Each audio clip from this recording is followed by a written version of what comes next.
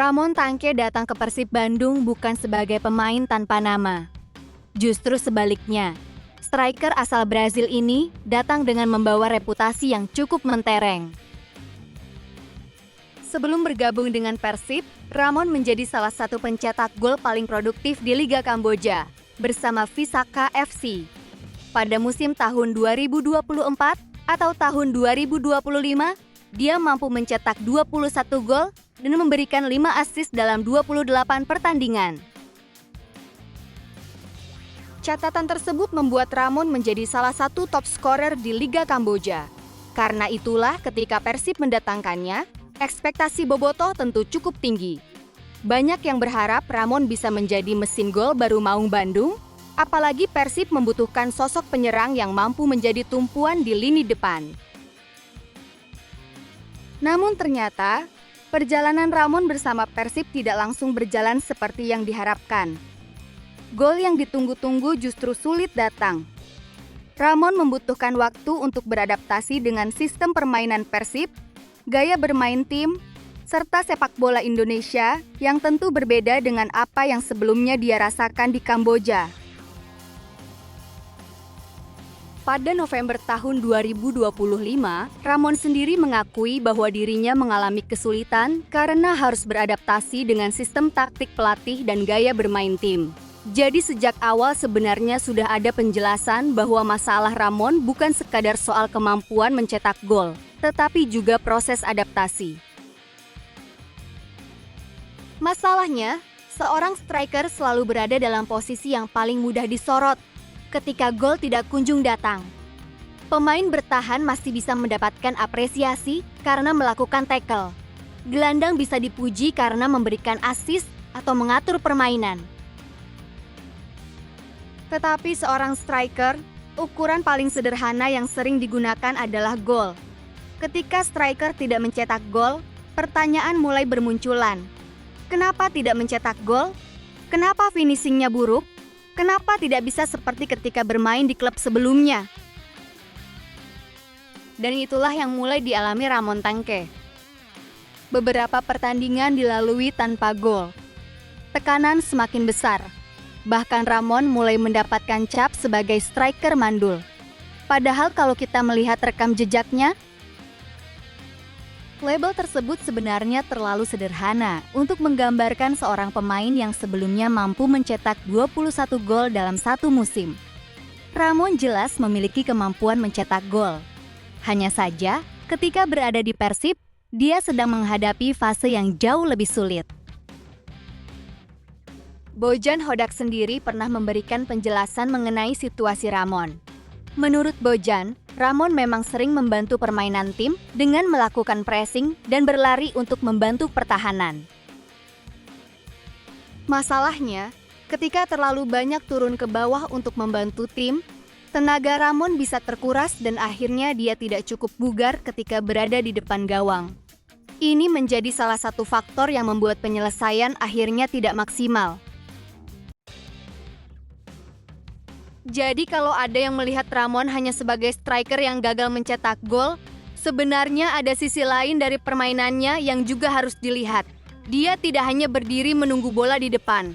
Dia juga melakukan pekerjaan kotor, melakukan pressing, berlari mengejar lawan, dan membantu tim ketika kehilangan bola. Namun tetap saja, tekanan terhadap seorang striker tidak bisa dihindari. Apalagi ketika dia datang dengan status sebagai top scorer Liga Kamboja. Orang-orang tentu akan membandingkan Ramon yang di Kamboja dengan Ramon yang di Persib. Di Kamboja, dia bisa mencetak 21 gol. Di Persib, kenapa sulit mencetak gol? Pertanyaan tersebut sangat wajar muncul. Tetapi sepak bola tidak sesederhana angka. Sistem permainan berbeda, rekan setim berbeda, lawan berbeda, tekanan berbeda, bahkan ekspektasi supporter juga berbeda. Ramon akhirnya berhasil memecahkan kebuntuan. Dia mulai menemukan golnya bersama Persib, dan salah satu momen penting terjadi ketika menghadapi Bangkok United. Gol tersebut memberikan kemenangan untuk Persib, dan menjadi bukti bahwa Ramon sebenarnya masih memiliki kemampuan untuk menjadi penentu pertandingan. Tetapi 1 atau 2 gol ternyata belum cukup untuk menghilangkan seluruh keraguan. Tekanan tetap ada, kritik tetap muncul, dan media sosial membuat semuanya menjadi jauh lebih besar. Seorang pemain bisa mendapatkan ribuan komentar hanya dalam hitungan jam setelah pertandingan.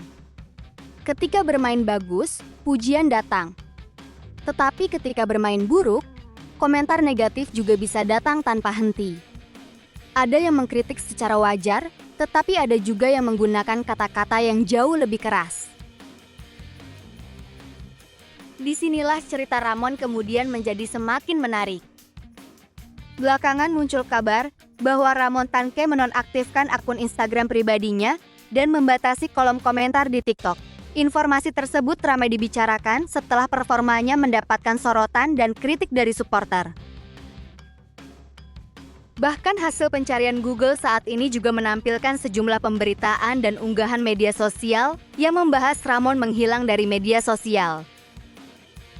Namun ada satu hal penting yang harus kita garis bawahi. Kita tidak bisa memastikan bahwa Ramon menutup Instagram hanya karena dihujat bobotoh. Sampai ada pernyataan langsung dari Ramon mengenai alasannya, kita hanya bisa mengatakan bahwa akun Instagramnya dinonaktifkan di tengah periode ketika dirinya mendapatkan sorotan dan kritik. Artinya, jangan sampai kita mengubah dugaan menjadi fakta.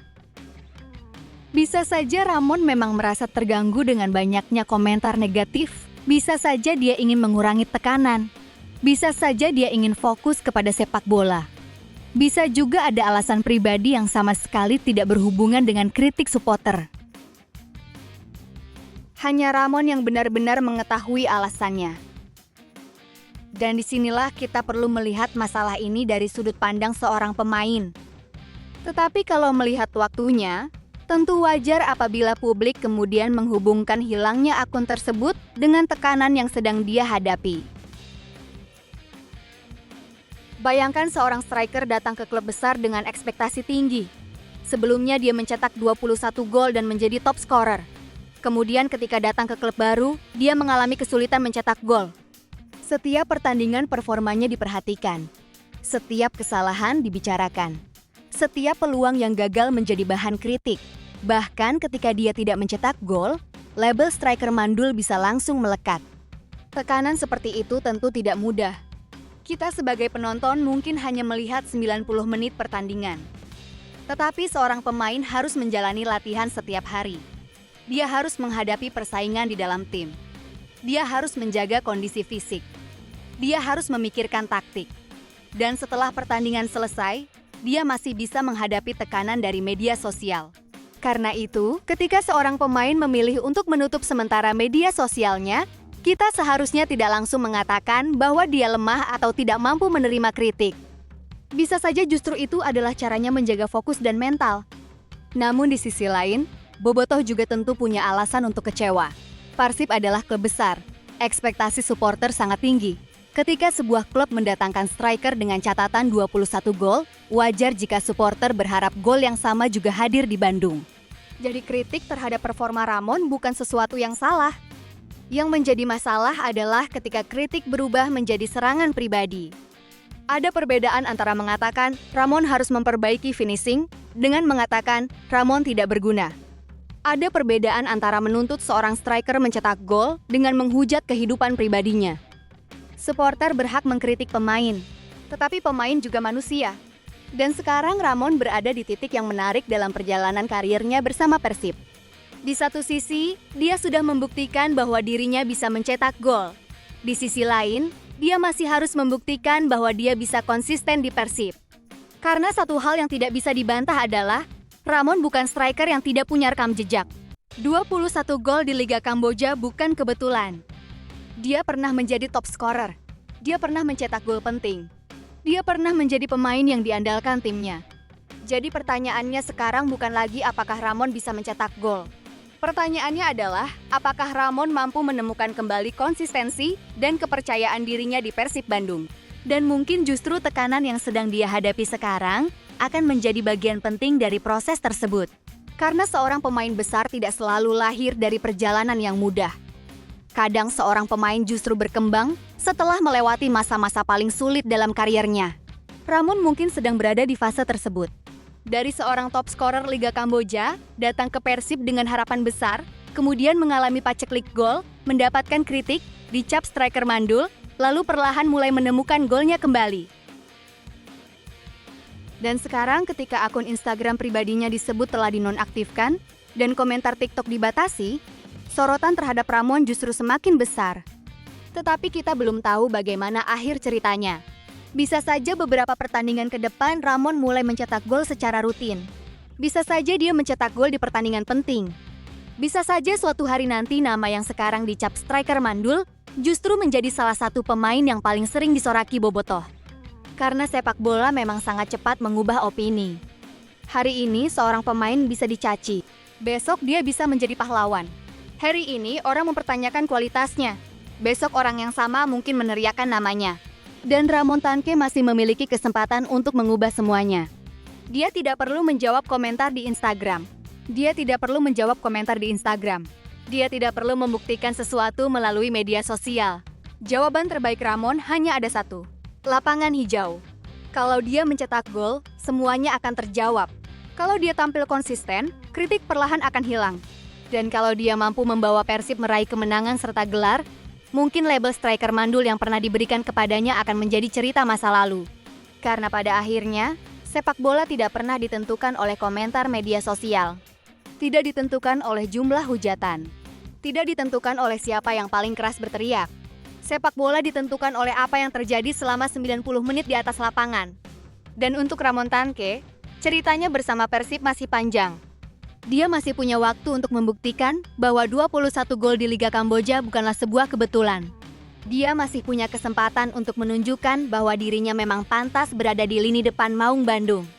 Dan mungkin, suatu hari nanti ketika Ramon kembali berdiri di depan bobotoh setelah mencetak gol kemenangan, kita akan melihat bagaimana seorang pemain yang pernah mendapatkan tekanan luar biasa akhirnya mampu membalikan semuanya.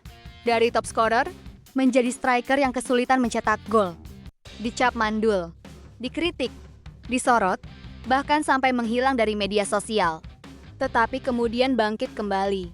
Karena dalam sepak bola, satu hal yang paling penting bukanlah bagaimana seorang pemain memulai, tetapi bagaimana dia bangkit ketika berada di titik paling sulit.